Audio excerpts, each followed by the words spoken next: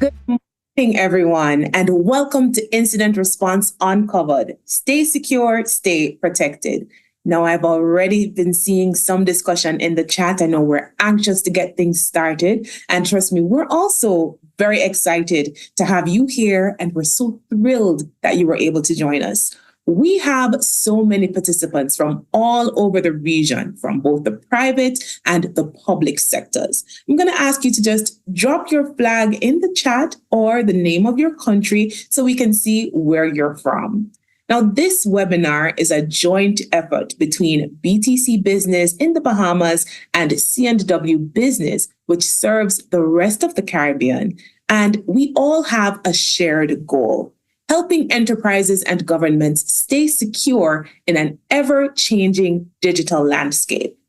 This webinar, of course, is a part of a lot of activities that we have undertaken this year in an effort to ensure that you, the members of our community, remain in the know. Now, this year has been a landmark one for us, filled with milestones that benefit not just our company, but the wider Caribbean community. Our brands have evolved with a fresher look and more effective ways to stay connected, including our revamped website, which I'm hoping most of you have checked out so far. And through that website, it makes things a little easier for you to find what you need when you need it. But of course, that's not all we've been up to. Our JUMP initiative, which was developed to foster digital inclusion, has continued to grow. And now it's not just in Barbados, Jamaica, Grenada, and St. Lucia, but it's also available in the Bahamas. It's all part of our mission to ensure that no one is left behind in this digital era. For more information on JUMP, please visit our website. Now, we're also excited about new and upcoming partnerships that will expand our range of services, making it smoother for you to operate and helping you provide the best to your customers. So you may be thinking, and as I said, we've already been seeing it in the chat, why do we need this? We're not a target. Or you may also be thinking, cyber attacks are something that happen in big countries, but not here. But let me tell you, no business, no community, no entity is too small for hackers to notice.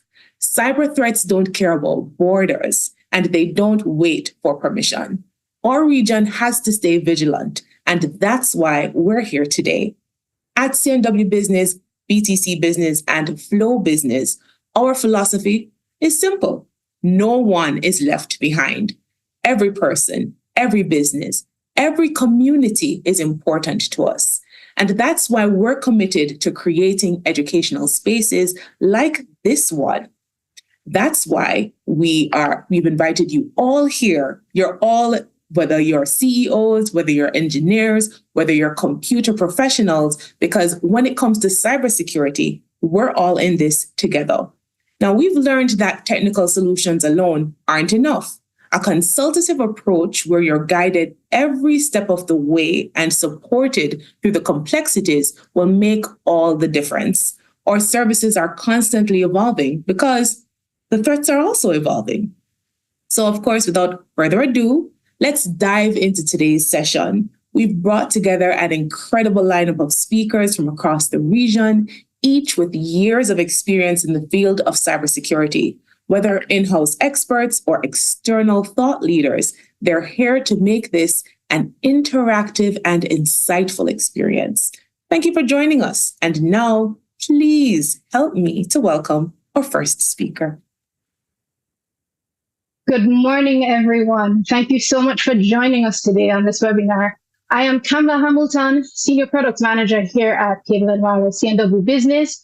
And I'm just so pleased with the response in terms of the audience count that's here. Today is going to be a really insightful conversation about incident response because we know that the digital threats continue to evolve. And as Deline pointed out, our region is definitely a target. And as such, today, we have a really incredible panel of speakers. We have first Brian White, who is the Information Security Officer here at CNW Business. We also have Christian Benjamin, our Regional Solutions Architect. And from our bevy of partners, we have Gavin Dennis from G5 Cybersecurity and also Rob Mayo-Smith from Simply Secure. So today, I really want you to pay attention because we're going to be delving into what incident response is, why it's important, and how it can help to strengthen the security posture of our organizations right across the region, because we do have a passion for ensuring that the businesses that operate and drive the region are protected.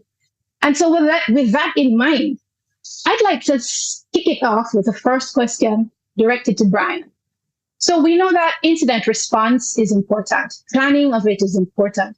Oh, really? Brian, what role does it play in today's threat landscape? And why is it essential for organizations to prioritize it? Yeah, so Kamla, we have a diverse audience. So let me first define what an incident is. So an incident is anything that threatens the confidentiality, integrity, and accessibility of an information system and the data that it stores or processes. So an incident response plays a critical role in today's threat landscape because it enables cyber resilience. It equips an organization with the ability to rapidly respond to a threat, mitigating it and or containing it. And therefore it should be prioritized because it enables cost management. What do I mean by that? Costs in an incident could be reputational costs, it could be financial costs. And secondly, it enables an organization to reduce the time to recovery. So yeah, being able to reduce the time to recovery is very important. And implied in that incident response planning is the actual document. So Gavin, what is an incident response plan? And what are the steps that an organization typically takes to create one? All right, so thanks, Kamla. So essentially, the plan helps companies to respond to cyber attacks. And that can be from something as small as just a single machine being affected to something that might be network-wide. Now, it helps companies to contain damage and to get back to normal. So get back to the normal working state before the incident. Essentially, for them to create a plan, they have to go through and identify their risks. They have to assess their operations to say, okay, based on what we do, what are the things that we are most likely at risk for? What are the most likely attacks? Because there are various kinds of scenarios, natural disasters, terrorism, things that are way out there. And then there are things that are very, very likely to happen based on what the business does. So if they provide an online service, they are at risk of getting attacks through the internet far more than they might be at risk for something that might be more physical. And so they have to go through, assess their risks, identify the people who would be a part of it, identify the relevant tools, and ensure that there are processes in place to ensure that when an incident happens, the team can collectively and the technology can collectively quickly respond and get things back to normal. Okay, great. So in the instance that, an organization actually has an incident response plan, Rob, how have you seen that helping them in the midst of an incident? Yeah, Kamla, I think, the benefit of an incident response plan is organizations, and particularly the people who have to respond to incident responses, like, the IT team, and sometimes it also includes, the legal team or the HR manager for communications to staff and that sort of thing. It really helps by give a run book of what should be done. And when people are under pressure, the benefit about having an IR plan is you can turn to it to know exactly what you should do, who you're going to communicate to. And, a good IR plan will even have a different response based, just like Gavin said, on what happened. The reality is, in all honesty, from the work that we've done with Cable and Wireless across the Caribbean, that not everyone has them in place. And so, we support and we give guidance based on the experience that we've had. But those that have them in place are a lot better prepared to handle the situation and give themselves a little bit of space in a very stressful time.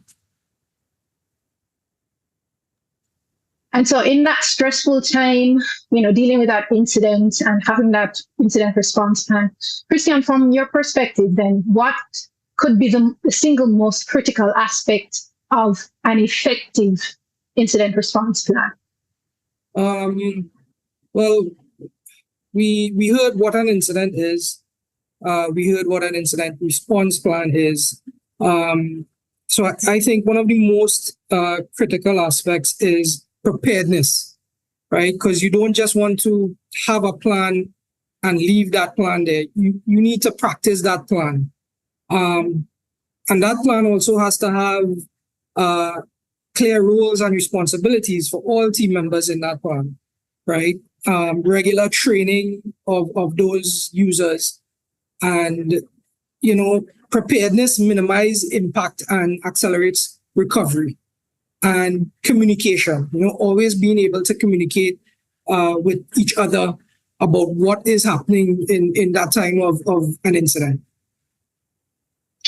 Okay, great. And I actually just saw a comment from the chat that the incident response plan needs to be kept current, and that is very true.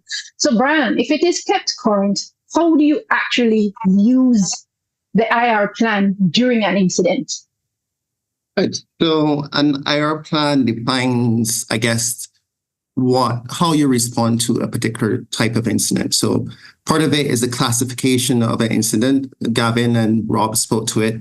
So each incident does not require the same type of response. So the classification defines who responds, how they respond. And as part of an incident response plan, there's usually playbooks associated with the different types of incidents. And of course, the incident response plan addresses the different phases of an incident, which is the preparation, secondly, the analysis and detection. The third is the containment, eradication and recovery, and the fourth being the post-incident review. Okay, great. And you touched on being able to detect the various types or respond to the various types of incidents, depending on the actual origin of that cyber incident. So Rob, from your perspective, what has been the most common type of incident that you've observed? And what has been the impact on organizations? Yeah, Kamla, I think because when we get engaged as a professional cybersecurity services, through Cable and Wireless, Simply Secure is really helping quite severe incidents. And, the most common, I guess, most impactful ransomware is, a very big part of what we do in terms of responding to it and how it impacts businesses. It can be anywhere from, say, for example, a bank. The other banking institutions wouldn't interact with it because the regulator told them that they were not allowed to. Their customers couldn't take money out, etc. And the regulator wouldn't allow them basically to operate in between the banks in the country until they'd been given a clean bill of health by us. Another example is, so for example, a medical institution, and they couldn't do anything around their point of sales or inventory management to get medical supplies to their customers because all those critical systems were down. And generally in this sort of situation, we're talking about maybe a couple of weeks of having to do things manually, of not having access to the systems. Some organizations, if they've got good backups, can be a little bit quicker. But what we often find, unfortunately, is that the majority of backups are also encrypted.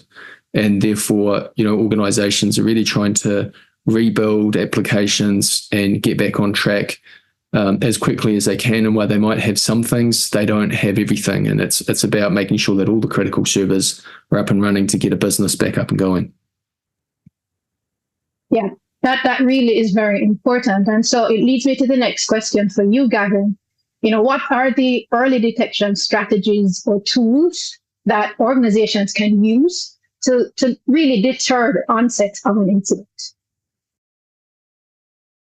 All right, thanks. So whenever there is an incident, for all of the companies here, you want to have the opportunity to know that something is happening, even if you're not there when it's exactly happening. So for example, a lot of your companies, you have websites, you have computers, network devices, etc. on your network. You have all of these different things that are moving. Now, let's say your IT team, it's a Saturday, it's a Sunday, something is happening. You're getting attacked, or maybe someone's working from home, they downloaded something malicious. What you want is to have automated tools that are monitoring, and when they find something, they notify you. And that can be notifying the IT team or whoever is a part of the team responsible for being the first responder. So you want to have tools that are always monitoring traffic, always monitoring the network, monitoring devices, and notifying your team when something goes wrong. In the case of websites, what some companies do is they have a tool that's continuously checking for uptime. So as soon as the website goes down and it's not pingable, it's not reachable, a notification is automatically sent to someone in IT. In case of malware and your normal staff, if malware is detected on one of their machines, whether through email, through web, then a notification is automatically sent to IT to say, ABC person's system has been infected with malware or something was detected that is suspicious. And even in the case of where everyone is at home, it's a Saturday, it's a Sunday, if there are unusual traffic spikes on the network, there are also tools that are monitoring for this and sending notifications. So the most important thing is you want to have something that's monitoring, such as SIEM, Security Incident and Event Management tools, that they are configured with rules to find things that are unusual and report them. Great. And so on that note, Christian, in addition to the tools, what other steps can an organization use to detect and reduce the impact of insider threats? Because we tend to think of incidents as coming from as externally based, but we do have incidents that are generated from staff members, whether or not they're malicious or not malicious. So how can an organization detect and deal with those? Well, building off of what Gavin said, performing continuous monitoring of your network your infrastructure, servers, what have you, implementing proper access controls, and also analyzing end user behavior. There are a multitude of tools out there now, that are AI based that can help an organization, monitor behavior. Another important aspect is user awareness training. Getting that cybersecurity culture ingrained in that organization is extremely important and can help limit insider threats. But that culture has to start from the top. It has to start from the owners of the business, the CEOs, CFOs, the entire C-level suite. Because if they don't believe in that culture, trust me, it would not trickle down to the rest of the organization. If the CEO doesn't believe in it, why me as an end user have to believe in it? So once they adopt that culture, cybersecurity culture, it goes a long way in eliminating or reducing that insider threat risk. Okay, thanks, Christian. So far, we've been talking about what incident response is, what an incident is, the various approaches that we can take to it, the importance of an incident response plan. We've spoken about the types of incidents or, the types of events that can, can come towards an incident. But now, what about, Rob, when we're actually responding to an incident and an organization has to balance containment of the incident versus continuing the business? What is the approach that you take when you're helping organizations that are in the midst of an incident and dealing with that, but also needing to maintain some amount of business operations, if and where it is possible? Yeah, it's a good question, Kamla. So, for us, when we're supporting organizations going through that, the first one is making sure that we know that if we're talking back about ransomware or whatever type of threat might be in the environment, is generally that it can't spread. So if someone's in the environment, the cyber criminal's been there, how do we stop them from, getting access to other machines? How do we shut them out as we continue to bring on back devices? And so the first thing that we'll generally do is work to get a very strong EDR tool rather than antivirus. And you've probably heard me say before, and other people who have heard me speak will always, I'm a shameful advocate for replacing traditional antivirus with what is considered, new age EDR, and, tools like SentinelOne and CrowdStrike. They're very good at detecting, advanced threats that will move across the network by using AI and machine learning to, sort of not just have to rely on the signature of a threat, but how it behaves is actually how it's killed as well. And so the benefit about having that then rolled out on the machines is, that as you bring up machines that have that powerful EDR tool on it, that they're not going to be infected. And obviously you've got challenges where some of the machines, if they've been encrypted, right from get-go, you can't actually put EDR on it at that stage. You unfortunately, when a machine's been that badly infected, it needs to be rebuilt. And then you have sort of machines that are somewhere in the middle. They may have had some sort of an infection, but maybe it hasn't gone the whole way through. And so you're looking at what parts of those machines can you recover while, making sure that it is cleaned of whatever lingering threat persistence might be there. So you sort of got one stage where you're containing the threat, making sure it can't come on. You're also trying to do forensics at the same time to understand, well, how did this threat get into the environment, to make sure that, it's understood what steps need to be taken that it won't happen again. Because obviously organizations want to know where they're in recovering, that in 2 weeks' time, the same thing's not going to happen again. So the forensics helps by, looking through the logs, the firewall alerts, all that type of stuff. How did this happen? How do we stop it, from reoccurring? And then at the same time, sort of really understanding what are the main, systems that have been impacted. They're generally going to be servers. How do we have backups that we can use? Have they or not been infected? How do we get particularly our most critical systems back up and running in a safe way? That's probably a summary of it, Kamla. Okay, I think that was a good summary. Thank you, Rob. And Gavin, what are some other key elements that we need to consider when we are responding to an incident? And also, we've been speaking about it from a very technical perspective, but who are the other team members that need to be part of the incident response? So depending on the nature of the incident, possibly everyone. So there are lots of different departments that can get involved. Sometimes there'll be legal that might need to be pulled in because maybe there's like a regulation or legal requirement for that involves the company. Across the Caribbean now, we have data protection laws. So if a data breach, if an incident affects personal data, then there is a legal requirement for the company to report the incident within a specific time. And then there are also fines and penalties, etc. Depending on if the incident affects the general public, marketing might need to get involved to produce a statement that reflects well for the company, because whenever there's a crisis, the media gets a hold of it, and you want to ensure that whatever statements you're putting out isn't going to put you in a deeper hole, and you're trying to manage a crisis. So communications is an essential part of that. And there might be other departments that might need to get involved based on what the incident is affecting. So you might need to put out a public statement or not. It might just be that a single person on the network, their machine was infected. That doesn't require you to go to the public and say A, B, and C. Or it might not involve any personal data, so there are no legal implications. So apart from the IT team, depending on what's affected, and in another example, HR might need to get involved too if that breach affects just staff.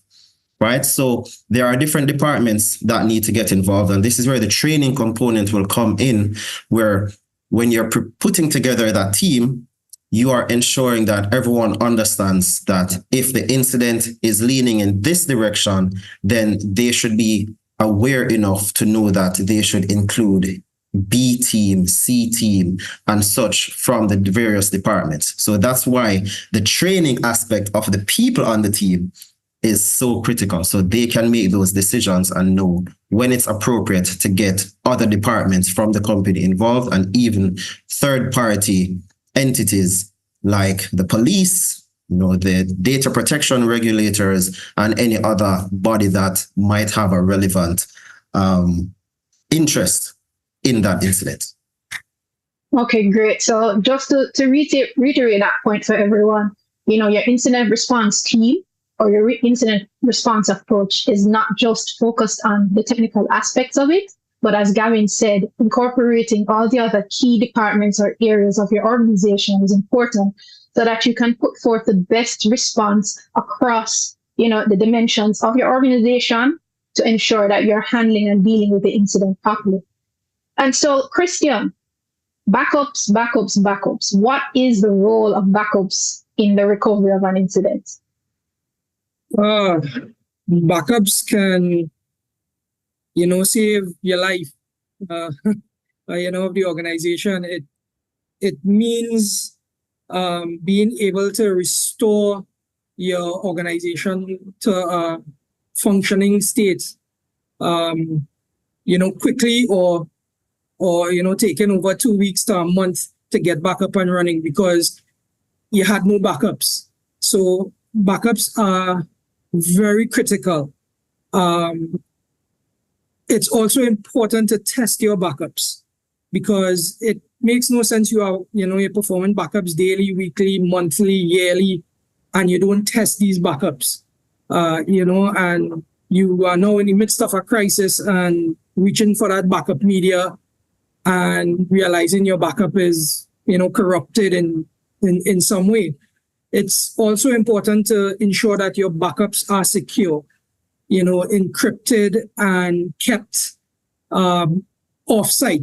Because remember, an incident doesn't always have to be, cyber-related necessarily. An incident can be, we have no access to the office or parts of the office are burnt down, for example.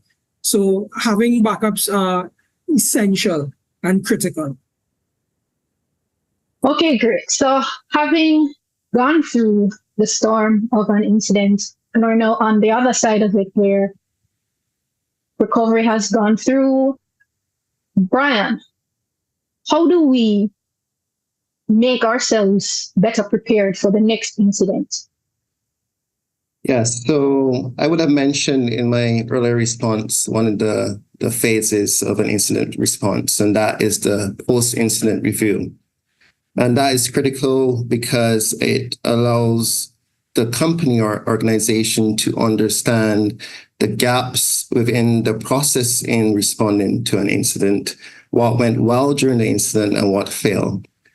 And to do this, it takes the collaboration of all persons involved in responding to an incident. As Gavin said, that could be everyone.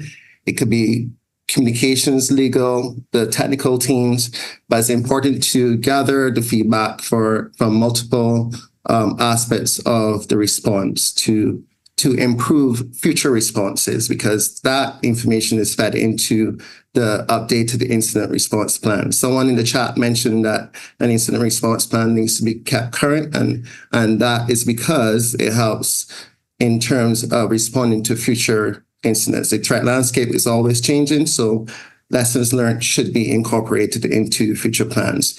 One last thing I would say is it is critical that one documents what is happening in the incident. So forensics is important, tells the story of not only the technical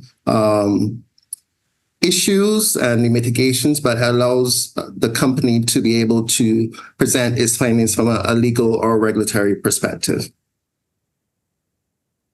Okay, great.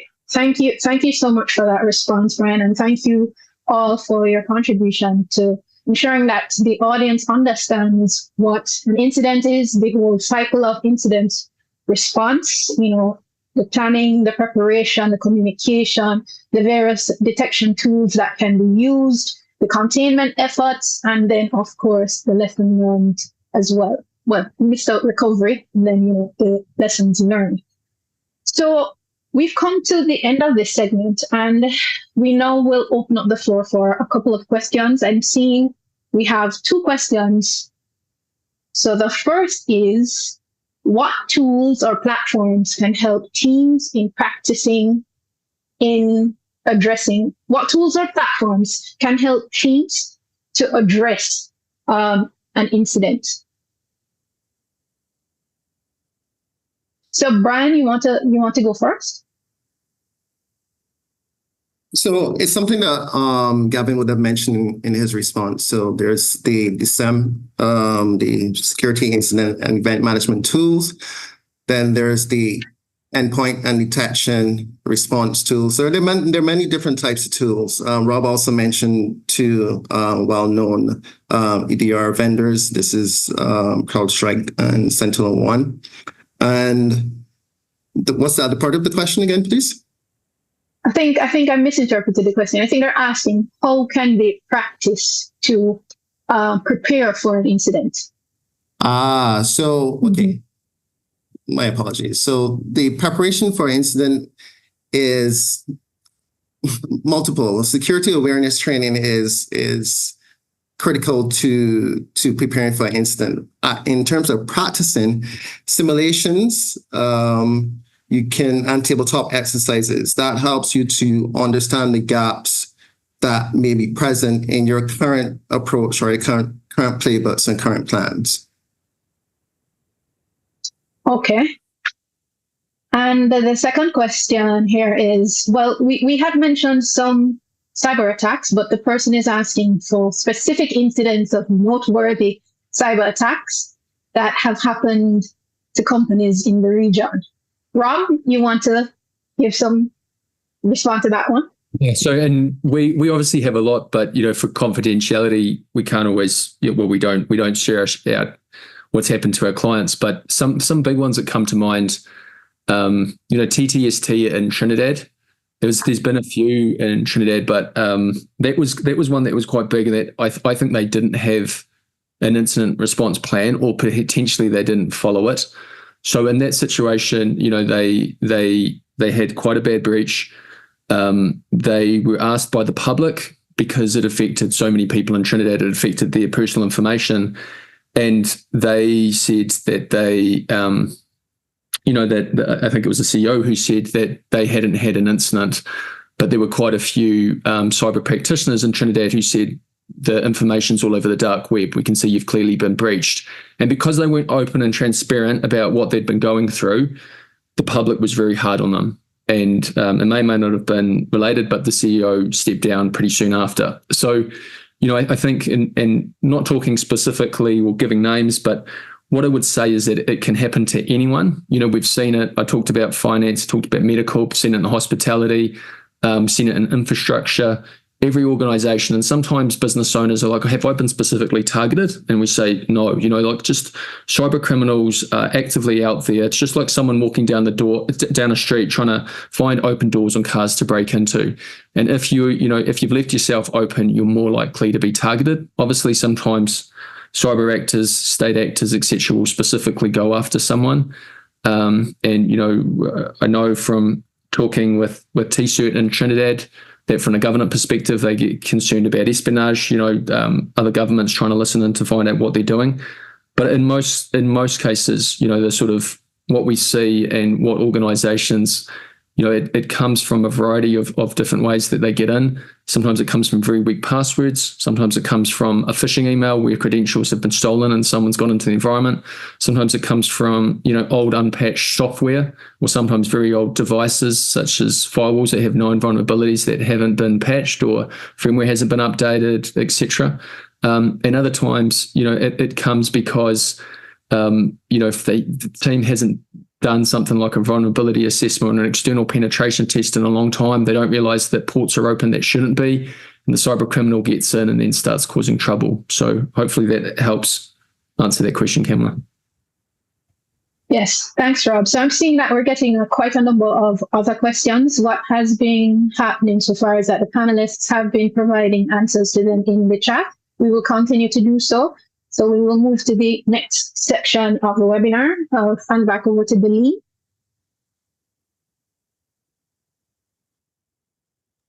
Yes, so it has been quite an interesting conversation so far. I think one of the key things that has come out is, one, it's very important for you to have everybody in the know on your team. So definitely on the technical side, but also communication, marketing needs to be involved, legal, and pretty much every member of your team just needs to be aware of what the response will be or should be should you have an incident. And then that plan needs to be up to date, so that when that does happen, everybody is sort of singing from the same hymnal.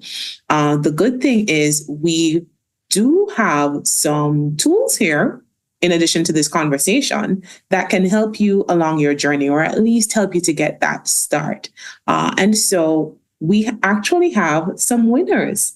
So the beauty of it is you don't have to respond to a question at this point. There's no sort of, the only requirement for you to win with this giveaway is just simply by having registered for the webinar. And as such, we have our first round of winners that we're going to announce shortly.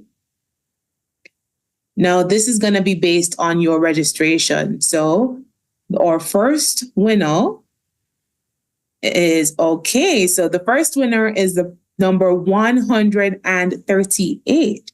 Now, based on our registration list, number 138, I'm checking that list now.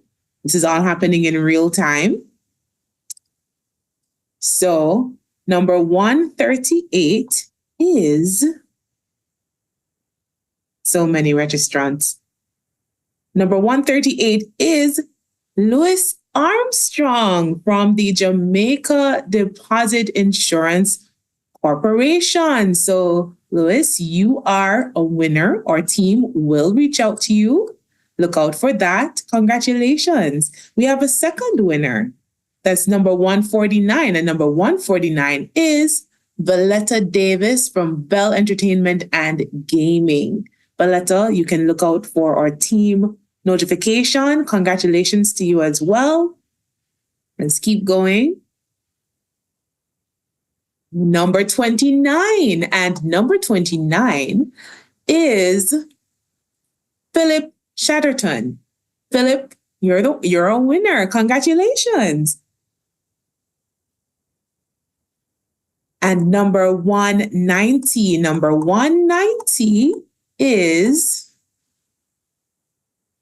all right, here we go. Number 190 is Sue Prince. No, sorry, Wallace Thompson. My apologies. Wallace Thompson from Massey, Barbados. And we actually have, the first person that would have registered. And that person here is Shaheen Elledge. I hope I'm pronouncing it correctly. Shaheen Elledge, you are a winner. Thank you so much for registering, for attending. We do have another round of winners that we'll be announcing closer to the end of the webinar. I'm now going to hand back over to Kamla as she takes us through the second half. Thank you so much, Delene, and congratulations to the winners. So I think we've come to the really exciting part of the webinar today. What we're going to be doing is we're going to be simulating an incident. So you should see on the screen now the description of the scenario. Persons had asked, how do you actually test? How do you prepare yourself for an incident? One of the ways that you do that is by conducting a tabletop exercise. Now, this is a pseudo tabletop exercise given the limitations that we have with this webinar. But the idea is that we'll be going through, and each of our panelists will be providing their expertise and experience on how the organization should respond based on the changes in the scenario. And what's really interesting here is the changes in the scenario are going to be decided by you, the audience. At specific points, a poll will be presented. You'll have two options, and the option that receives the majority of the votes from the audience will basically direct the next pivot or path that the incident takes. So our scenario today is we have a well-known financial institution in the Caribbean. This institution has multiple branches across multiple islands, and they suddenly experienced a very sophisticated ransomware attack. It would seem that the attackers exploited a vulnerability, and that vulnerability exists in an outdated VPN software that is utilized by the institution's remote workers. Now, how was this first discovered? Well, the IT department noticed that there was unusual network traffic, and there were multiple alerts from an intrusion detection system. Shortly after that, critical systems started to fail, ransom notes began appearing on several screens, and there was a general demand for payment in cryptocurrency to unlock the funds. So this is an occurrence that is quite common to us here in the Caribbean because there are several organizations right across various industries that have experienced this. So this is the situation. So I would like then for us to put the first pivot. So you should see on your screen now, we have an escalation of the ransom demand. And there are two options. The first is the attackers decide to double the ransom demand. The second is the attackers shorten the deadline. So we're going to wait about another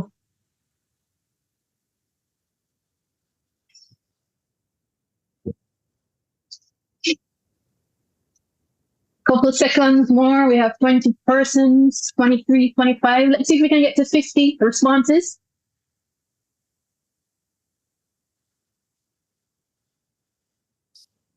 It's almost neck and neck. All right. I am going to end the poll in 5, 4, 3, 2, 1. Okay. All right. So the audience has selected that the attackers shorten the deadline to 12 hours before they start deleting data. So Brian, what's your response here? Yeah, so again, this is where communication within the team is important. So the executives, the legal and communication team all have to be on the same page to, I guess, understand the legal ramifications of a data breach.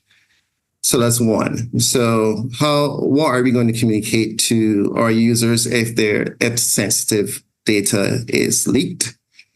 And two, critical is understanding our data. So data governance is part of the preparation phase of an incident. So understanding the classification of the data, where it's stored, and also verifying that what the threat actor has said, they can give proof of life. Because they claim that they have data doesn't mean that they do. And three, we have to be preparing to restore. And finally, I would say we have to ensure that we plug the gap that caused the breach in the first place. So the assumption is that the VPN has been disabled and disconnected and patched. Yep. Okay, Rob?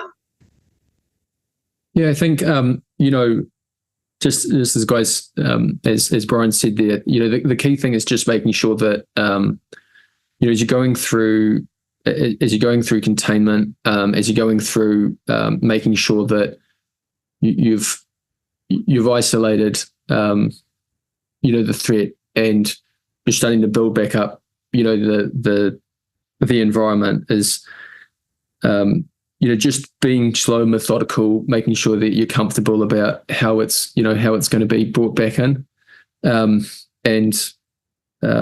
just sort of working bit by bit so that as things are brought back up, you're working through backups, you're trying to get everything back up and running and sort of functioning. Okay, thanks. And so we move to the second pivot.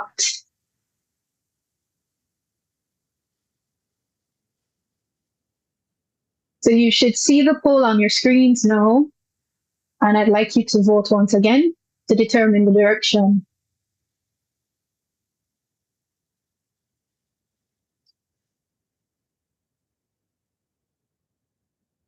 So at this point now, the data leak is commencing. And the options that we have are the attackers begin leaking customer data incrementally every hour, or attackers claim to have implanted additional malware in the network, threatening further disruption. And we have an almost neck and neck tie between the both options. So I'll close this poll in the next 5, 4, 3, 2, 1. All right. So the audience has selected that the attackers claim to have implanted additional malware in the network, and they are threatening further disruption. So throwing it out to you guys first. All right. So they've implanted additional, or they've claimed that they've implanted additional malware. So we want to validate, is this true? Right? So one of the things that you're supposed to have is some type of anti-malware solution that's good at detecting malware. Right now, those are typically called EDR solutions, endpoint detection and response. So we want to try and validate if that's true. So doing something like a full scan of your network to see, can we detect any malware? Are we able to pinpoint where this could possibly be? So you want to be able to validate if their claims are true. Now, there's no real confirmation based on just history. They could be lying. These are criminals, right? It could be that they're bluffing, but it could also be true. But you want to validate that first, and then to take actions from there. So if you find something, then good, you shut it down. If you don't find anything, you want to limit the possibility of them being able to take anything out. So that could mean cutting off all communications from your internal network to anything outside. So even if they are trying to send something out, and even if you didn't detect their malware, it can't leave your network, or any more files can't leave your network. Christian, you want to jump in on this? Yeah, sure. Building on what Gavin said, you have to isolate those infected devices and quarantine them. I'm sure many people here watch sci-fi movies or hacking movies, and you see, programmers programming away, an attack is happening. No, that doesn't happen. You segment your network via your firewall type devices. But if you don't have that time or that skill set, go to the machine, unplug it from the network, shut down the wireless card. And if all else fails, shut down the infected systems and leave them powered down. Do not start to reinstall or try to bring the system back up unless you have done some sort of forensics. All right, thanks, Christian. So we move to the third pivot point. Now, remember, this is a financial institution, multiple branches. Originally, it was detected that there was a vulnerability in the VPN software, and that was a point of entry for the attack. So the options that are there now are one, it's discovered that ransomware has also infected the backup systems, compromising recovery activities or efforts. Or forensic analysis reveals that the attackers have left behind additional tools for lateral movement within the network. Oh, wow. I think the audience is very, very vicious.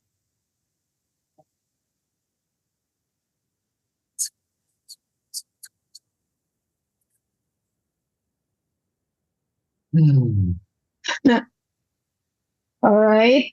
So I'll close the poll in the next 5, 4, 3, 2, 1. All right. So there is an overwhelming response from the audience that the ransomware has infected the backup systems. So we are like at a point of almost no return. So, Brian, please. Oh, they're making it hard. Okay. So I would just say the key thing is to ensure that you're able to identify clean backups. And hopefully the bank has a system where there's either immutable backups or offline backups or something of the sort where you can separate and isolate the impacted backups from clean backups.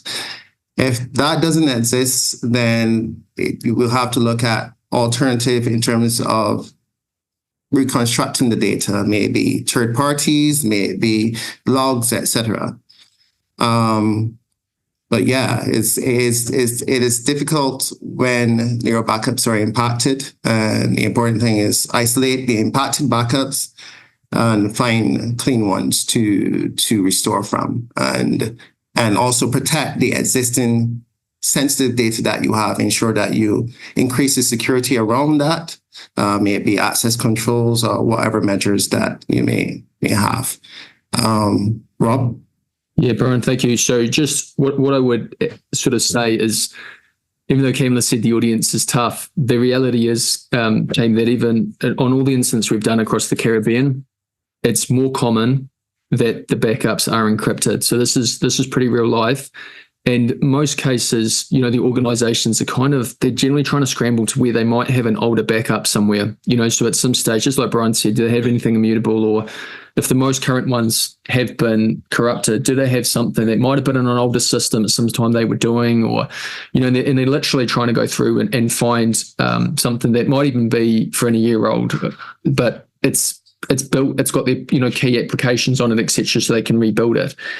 If they can't find anything, it literally has to be rebuilt from scratch. So we're talking about, finding the applications. If they've been customized, they have to be recustomized to work, and just trying to bring up those core systems that the business is really dependent on. And hopefully, obviously, you haven't lost critical data. But, and then just like Brian said, it's trying to use, if you've got the records, if something has been some sort of logs or something that can be used to recreate the data that ran, by using systems, etc. Some of them haven't been corrupted, to try to recreate as much of a database, etc., as was available. But this is very timely, depending on how critical that system was. This can be where the majority of the business might have recovered, and you've got some things up and running, but rebuilding some of these applications can go into 2 weeks, 3 weeks, 4 weeks, particularly when they're very bespoke. So I'll add that. All right, thanks, Rob. So we're now at our fourth pivot point, where we're looking at data privacy and compliance risks. So the DPO or legal advisor recommends proactive public disclosure is one option, or they recommend waiting until a full assessment is complete before making a public announcement.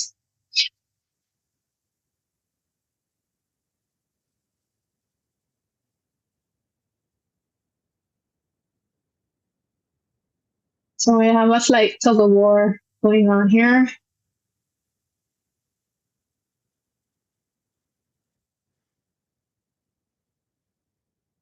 All right, so I'll end the poll in the next 5, 4, 3, 2, 1.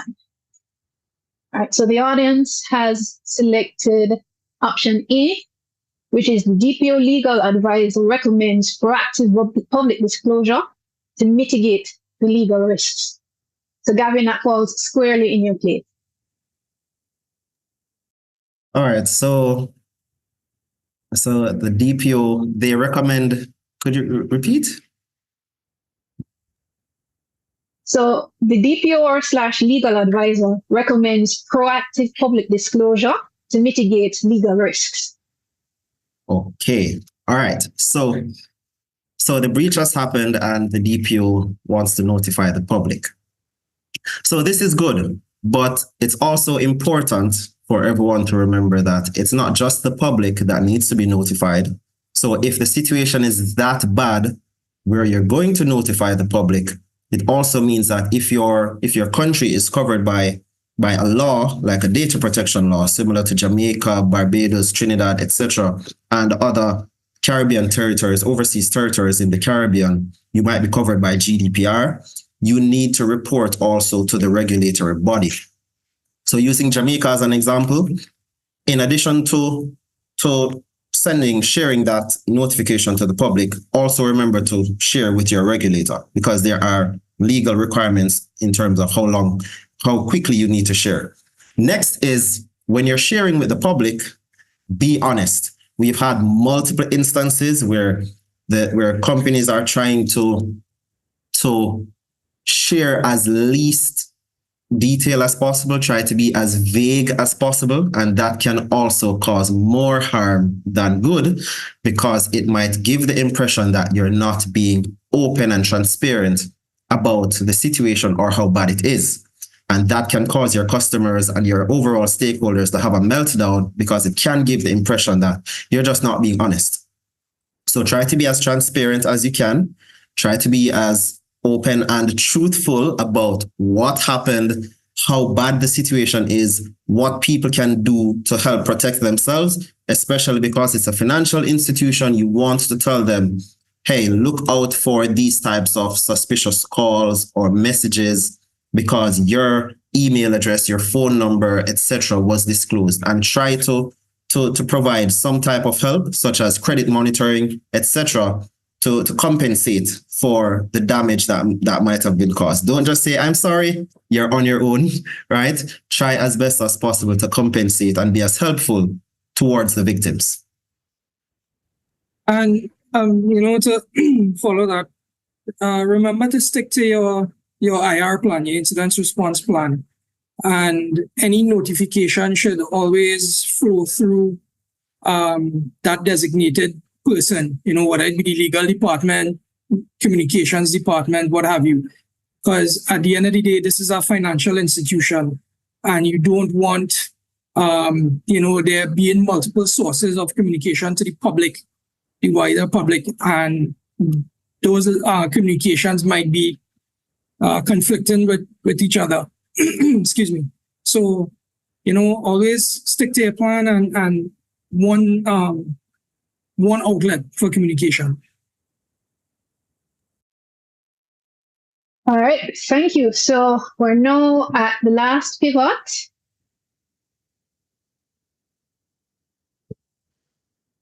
Where we're looking at the final strategy the bank, the financial institution should take to resolve the crisis.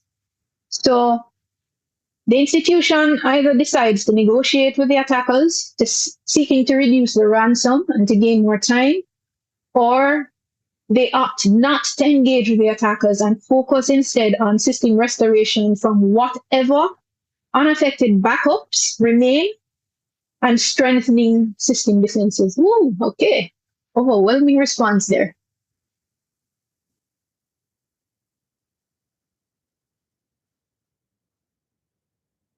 All right, I'm going to close the poll in 5, 4, 3, 2, 1. All right, so the audience has overwhelmingly decided that we should not engage with the attackers. We should not seek to negotiate. So I'm going to give each of you, starting with Brian, an opportunity to provide some insight on this. Right. So Gavin kind of addressed it in the pivot point about the DPO. Reputational damage is something that needs to be considered, given that you're not negotiating with the threat actor. And so how do you, how does the bank protect the customers and inform the customers, okay, your data has been exposed and this is what we're doing to protect you? That is one. Two, it goes back to the technical aspects of it, ensuring that you continue to isolate systems, make sure that you have proper backups, and ensure that you can restore. And that's what I would say. Rob? Thanks, Brian. I think the audience chose wisely. That's exactly the same as we would recommend to our clients as well, as that, don't negotiate with cyber criminals. If anything, it just increases their attention and they're more likely to try to spend time causing more damage with you because you're starting to communicate with them. And when you start communicating with them, they think, hey, maybe there's a chance we'll get paid. So they actually give it more attention. What's the right word? Their spread is broad. They're trying to attack multiple people at the same time, and they're going to engage more with the people who engage back with them. So we always say that's another reason not to engage. But in general, just like Brian said, so, you stick clear with what your plan is. You follow your incident response plan as you've got it. You're doing your best to contain the threat, understand how it got in, do those forensics, bring up your systems in at a sort of in a safe way where you're comfortable that it's not going to reinfect, and use those backups, etc., to just where you can to reinstall and get the business back up and running. But really, you're fighting your own fight. You're communicating with your external stakeholders, as per your IR plan, etc., and you're just focused on getting things back up and running in a safe manner. Gavin? Sorry, I'm muted. Sorry. So it's a tough one, right? On one side, like what Rob mentioned, engaging with them, it fuels them continuing to do this, right? The more people who respond and send money and try to negotiate with them is the more they will believe that this is an effective way at making money. But sometimes you will have the decision where if you didn't have any backups and the only thing you have left is money to spend because your backups are gone, the only possibility you have of maybe continuing your business is to try and talk to them and pay a ransom. There are some companies that have paid a ransom and gotten back access to their data because of how critical that data is. But again, it's fueling a bad habit. But in reality, it's your business, it's your company, and you will be the one left to deal with the consequences if you don't have any backups. But you do have money and you can take that risk. But in the end, these are criminals. So if you take that risk, it can go either way. They might give you access to your data or they might take your money and run. And so it will come down to, is the cost worth the potential benefit? And that's why having backups And being proactive is more important than trying to deal with an issue like this after it has happened.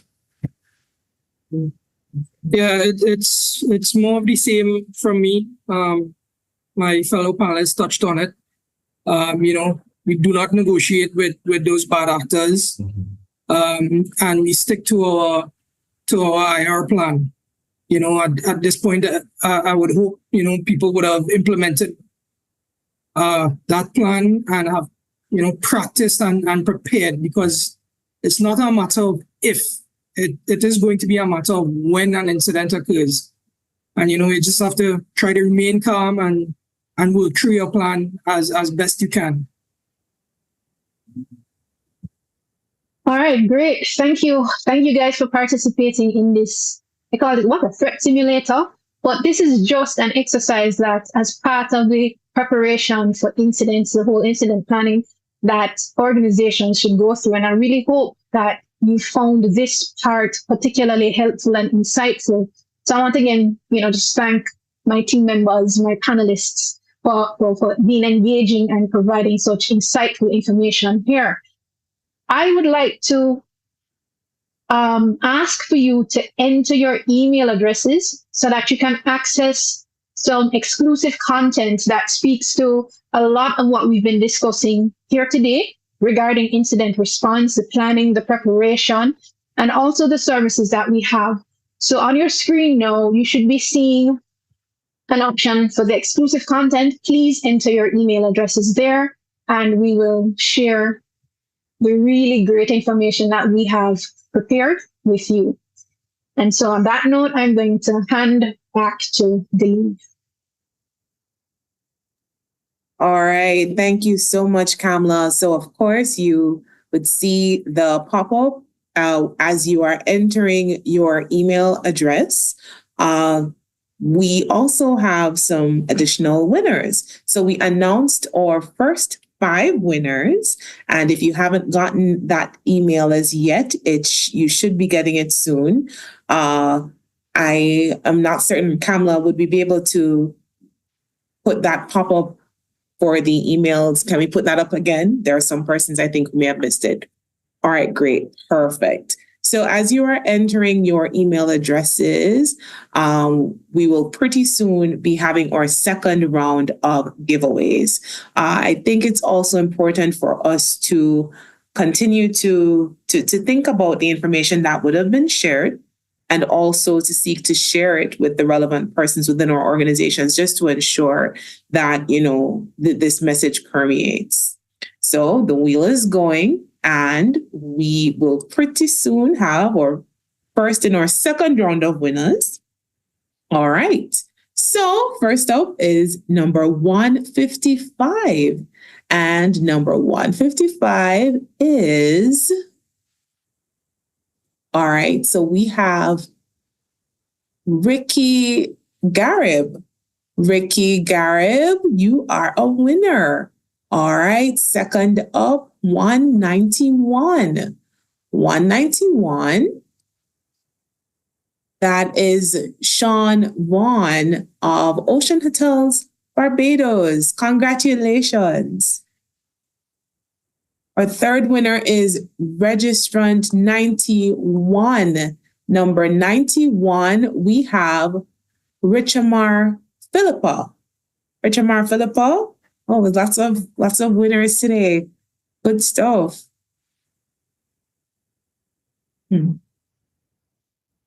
Next up, we have number 211. And number 211 is Kevin Garvey from Jamaica Elect Security Services.